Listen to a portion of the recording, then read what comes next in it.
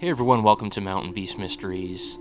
Upon a request from my last video, I'm going to be going over the 2015 Russian Leaping Yeti or Almasty creature video. Now I'm sure a lot of you have seen this video. What we have in it essentially is a strange black creature with really long arms leaping across the frame from right to left, far in the trees.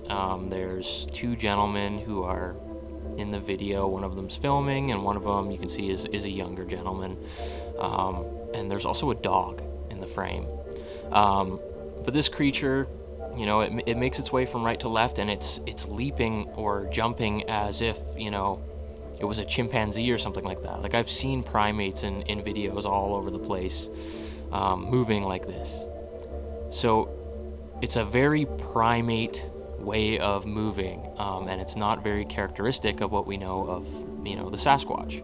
In the video, the people's reaction, you know, seems like they're freaking out, but at one point, apparently, in what they're saying, they say something along the lines of they're going to upload this to YouTube, which, you know, I think if you were hoaxing a Bigfoot video, you wouldn't even bother saying something like that. I feel like if I saw something really incredible, I would say something like, yeah, I'm going to definitely post this to YouTube. This is going to get a billion views or whatever. They're younger people, so they're probably thinking about YouTube a lot more than, you know, an adult. The fact that they do mention the YouTube thing turns a lot of people off of this video.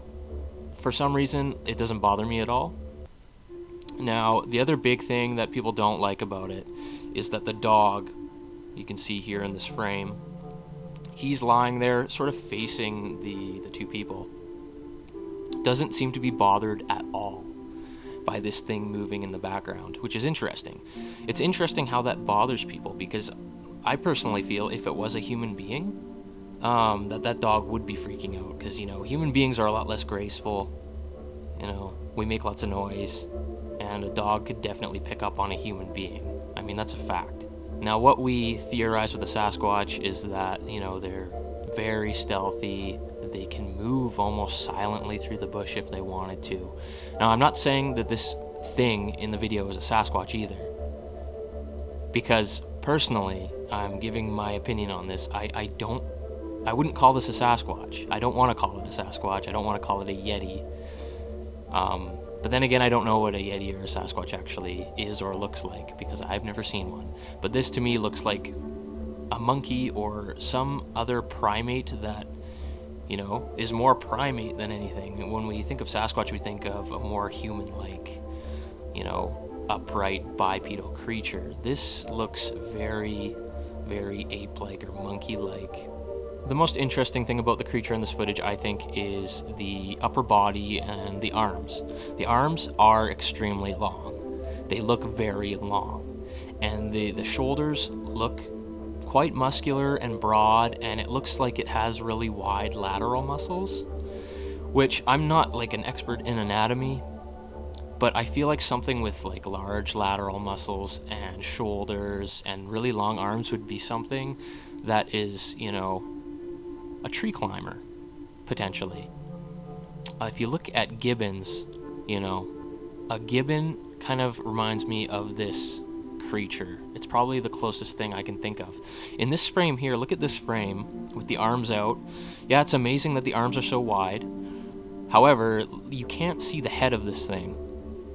And if you know, hang your arms out to the side, kind of like that, try and stretch your arms out like that, and then try and put your head down as far as you can to the point where it probably wouldn't be visible from behind. It's actually, well, I don't know what it's like for everyone, because I'm not that flexible, but I cannot move my head down that far.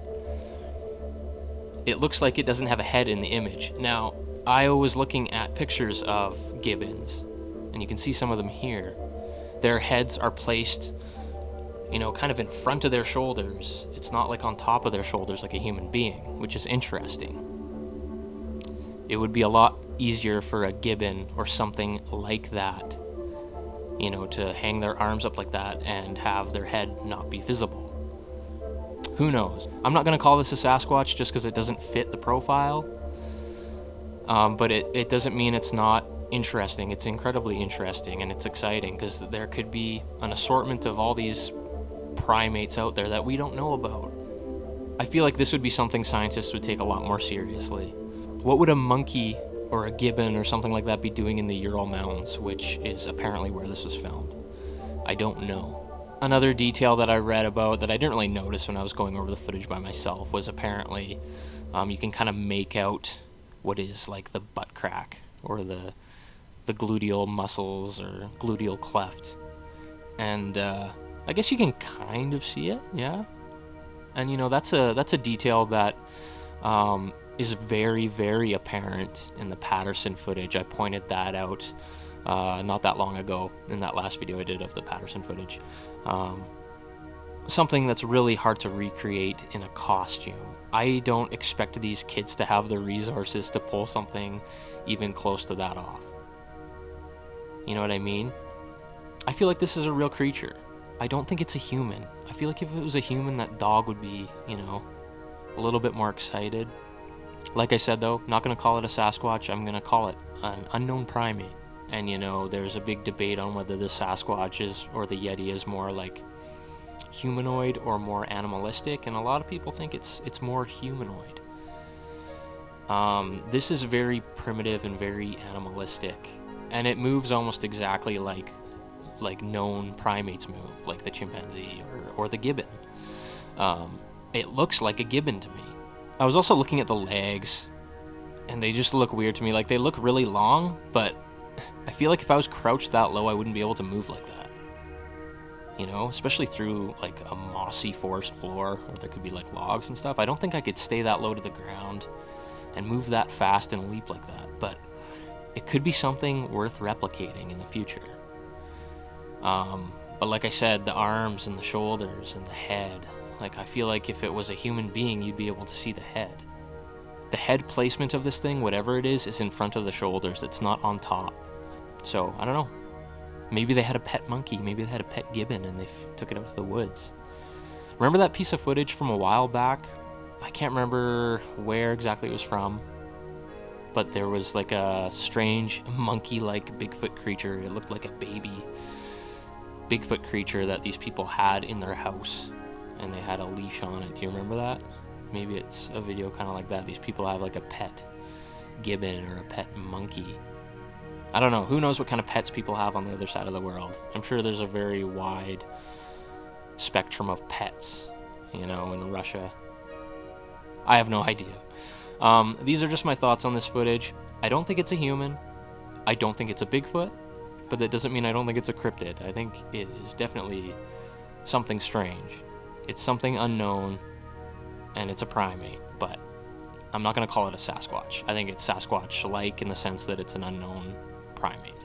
We tend to refer to these unidentified, you know, ape-like bipedal beings as Sasquatch, but are all unknown primates called Sasquatch? No, they're not. I mean, you know, we had the billy apes in the Congo, or the bondo apes, I guess they're called as well. For the longest time, up until like the early 2000s, they were an unknown or unconfirmed species. So does that mean they were a cryptid? Were scientists calling them a cryptid? I don't think they were. And that's another weird thing, is that like Bigfoot, you know, is always going to be a cryptid. You know, it's part of cryptozoology. But all these other unknown primates that scientists are actually like looking for, I don't think they call them cryptids. That's not really fair. And another interesting fact is that when they were researching or looking for these bondo apes, they actually had real, you know, scientists out there for a whole year, funded, looking for these things, and they eventually found them. I mean, if we could get something like that going for the Bigfoot creature, that would be amazing. Why not? It seems like Bigfoot is just singled out as this, like, almost comical being. I don't think it's really fair. I mean, if there's these other unknown primates that aren't confirmed by science yet, that are, like, all these resources are being poured into finding them, like a year's worth of research, that's crazy. I mean, what is the definition of cryptid? I think the Oxford English Dictionary describes it as like an animal whose existence is disputed or unsubstantiated. So technically, you know, these billy apes And all these other primates that people, like scientists, are actually looking for, technically they're cryptids, which is interesting. And I was also recently listening to a podcast. It was a Joe Rogan podcast, and it was an older one, but he was talking to a wildlife biologist. And in the podcast, the wildlife biologist was like, yeah, I'm not into like the Bigfoot thing, blah, blah, blah, blah. He's like talking down the Bigfoot thing. You know, they end up talking about the Billy apes in the podcast and the Bondo apes. And he ends up talking about like giant sloths, and he has this interest in these giant sloths, and he theorizes that there's this, you know, very remote, almost sealed off mountain valley that, you know, he thinks might contain these rumored giant sloths, which are technically cryptids. And, you know, he's talking about how it's amazing because the local people and like the natives are talking about them, and there's this legend of these giant sloths, and he's so into it. Like, he believes they could be real, yet he, you know, talks down about the Bigfoot topic. When for like hundreds and hundreds of years, First Nations tribes and all over North America, they all have, you know, legends of a Bigfoot creature. It's the same story basically. You know, the native tribes down in Peru are talking about this giant sloth thing, and he's getting all excited about it, but, you know, we can't take the Bigfoot thing seriously, even though, like, every First Nations culture pretty much in North America has a Bigfoot creature, you know, has legends of this Bigfoot creature. And there's thousands and thousands of reports. So I don't understand why they won't allocate those resources to, like, you know, actually taking the Bigfoot thing seriously. I mean, there's a few people that take it seriously, like Jeff Meldrum and, you know, the late John Bindernagel, but I don't know, it's kind of frustrating. But anyways, that's all I have for this video today. Let me know what you guys think in the description below. If there's any other footage you guys want me to go over that you're curious about that I haven't gone over before, write that down below in the comments and I'll try and get to it. If you haven't seen the Supernatural Sasquatch yet, check it out. It's a few videos back. If you haven't seen WILDMAN, the Bigfoot Odyssey, check that out as well. Share both of them, get them out there.